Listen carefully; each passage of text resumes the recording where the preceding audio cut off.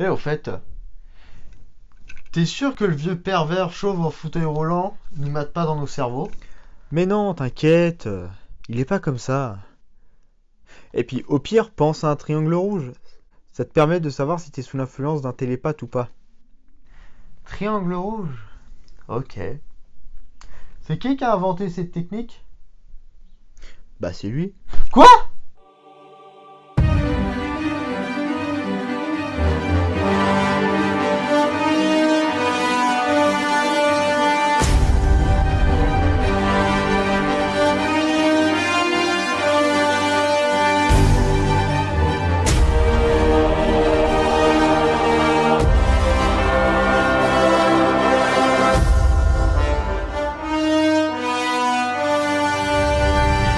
Bonjour mes petites poupoules, j'espère que vous allez bien. Aujourd'hui, nouveau numéro de Character of Marvel sur le professeur Xavier.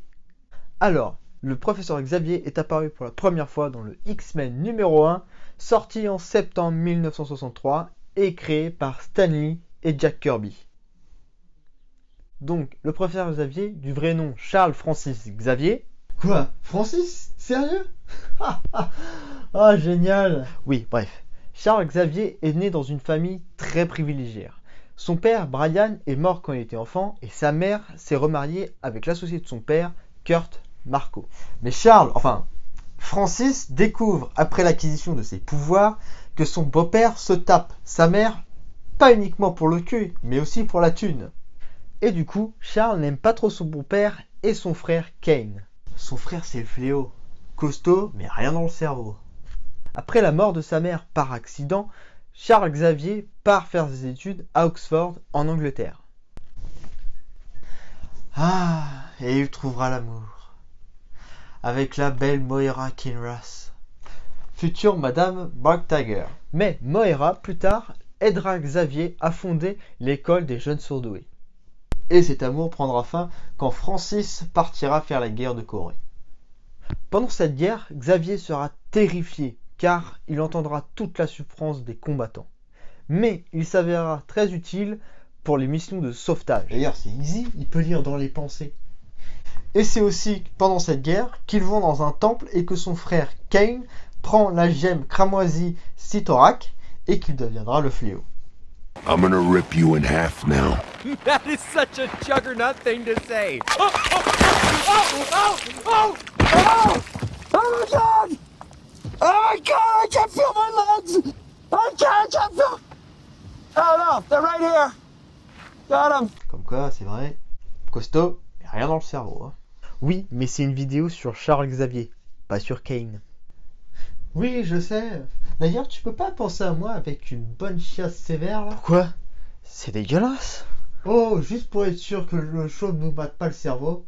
Et pour déconner aussi. Non, mauvaise idée. Je vais traumatiser après et en plus la vidéo sera trop longue et les gens vont partir.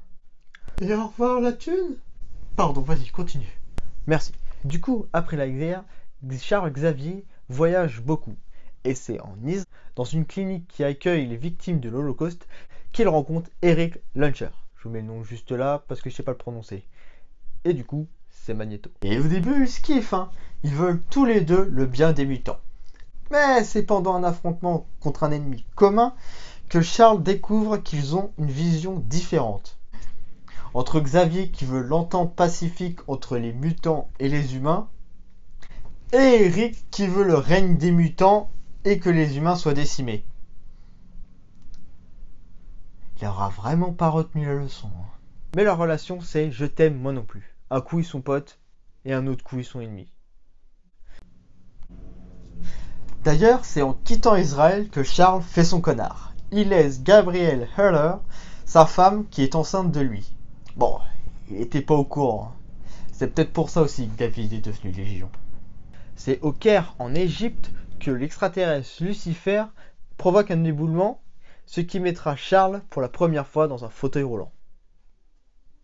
C'est après une dépression et avoir rencontré Jean Grey que Charles Xavier décide de fonder l'école Xavier et qu'il prendra le nom du professeur X. Et c'est pas parce qu'il s'est lancé dans le porno, hein. C'est juste parce que son prénom c'est Xavier, avec un X. Il crée cette école dans le but d'aider les jeunes mutants à contrôler leur pouvoir. Et il trouve les mutants grâce à sa machine Cérébro, sa machine de pervers pédophile.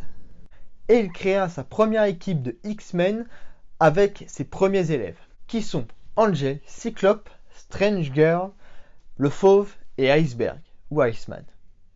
Mais c'est presque tous des ados. Bravo Xavier de faire travailler les enfants! Oui, mais la deuxième équipe sera plus adulte et avec des membres qui viendront des 4 coins de la planète. L'équipe qui l'aidera à combattre la garde impériale Shi'ar.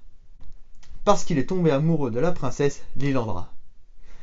Décidément, sa paraplégie n'a pas atteint son cerveau, si vous voyez ce que je veux dire. Quand il revient sur Terre, il crée l'équipe des New Mutants, mais il sera infecté d'un œuf de la race des Brood. En gros, pour vous schématiser ça, c'est une sorte de ver solitaire ou de naissance d'alien. Ce qui sera presque fatal pour Xavier. Non, il est mort, c'est juste qu'il a créé un clone où il a placé sa conscience.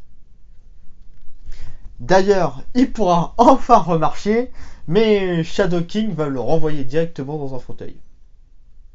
Il crée aussi une nouvelle équipe, la Generation X.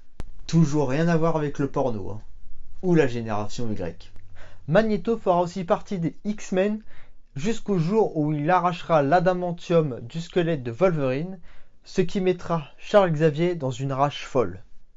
Il effacera l'esprit de Magneto, mais les peurs, les angoisses et les frustrations de Xavier vont se mêler à la soif de vengeance et à la colère de Eric, ce qui va fonder le Onslaught. Plus tard, sortie de nulle part, Cassandra Nova, la sœur jumelle de Charles, Francis, débarque et prend le contrôle mental de son frère. Pourquoi on n'a pas parlé d'elle au début de la vidéo? Parce qu'elle est morte dans le ventre de leur mère et qu'elle a réussi à garder sa conscience en vie. Comment c'est possible, tu me poses la question? Ouh, on est dans les comics. Et au pire, on applique le TGCM. Et elle détruira Geonosia, une nation de mutants créée par Eric et Charles. Mais Charles, grâce à ses études, échappera au contrôle de sa sœur. Et c'est pendant House of M que Charles essayera Scarlet Witch pendant sa dépression. Sauf qu'il va servir strictement à rien, parce que d'une, ça va pas empêcher House of M, et de deux, quand elle va remettre la réalité normalement, ça va effacer les pouvoirs de la plupart des mutants, dont lui, le jour M. Et Vulcan se réveille, Charles Xavier sans pouvoir et les X-Men le traquent jusqu'à l'Empire Shi'ar. Mais c'est qui Vulcan? C'est le frère de Cyclope, un des membres de la toute première équipe de X-Men dont Charles avait caché l'existence. Oh mais what the fuck! Arrivé sur Shi'ar, Vulcan attrape Xavier et le lance sur le cristal M-Crown. Sauf que ça redonne les pouvoirs à Xavier. Et hop, paye ton save. Charles fera aussi partie des Illuminati, et après les événements de Dark Reign, il essaiera de soigner son fils David. Légion qui est devenu débile dû à l'abandon de son père. Lors de l'événement Avenger vs X-Men, Cyclope, devenu le Phénix Noir, tue Xavier. Voilà ce qui se passe quand on cache des choses, comme un frère par exemple. Bon, actuellement, ce qui reste de Charles Xavier, c'est uniquement sa cervelle. Et c'est pas ce que vous croyez. Car sa cervelle a été dans la tête de Crâne Rouge. Avant Secret Empire. Et depuis, plus de nouvelles. Voilà mes petits poupoules, c'est la fin de cette vidéo. J'espère qu'elle vous a plu. Si c'est le cas, tu mets un bon gros like et tu t'abonnes si c'est pas déjà fait. Sur ce, nous on vous donne rendez-vous au prochain numéro de Character of Marvel. Et putain, ça pue. T'as pété ou tu t'es pas lavé? Quoi? Non, je me suis lavé ce matin, parce que ça faisait 6 mois que je l'avais pas fait. Oh putain, c'est le pauvre qui a chié. C'est dégueu.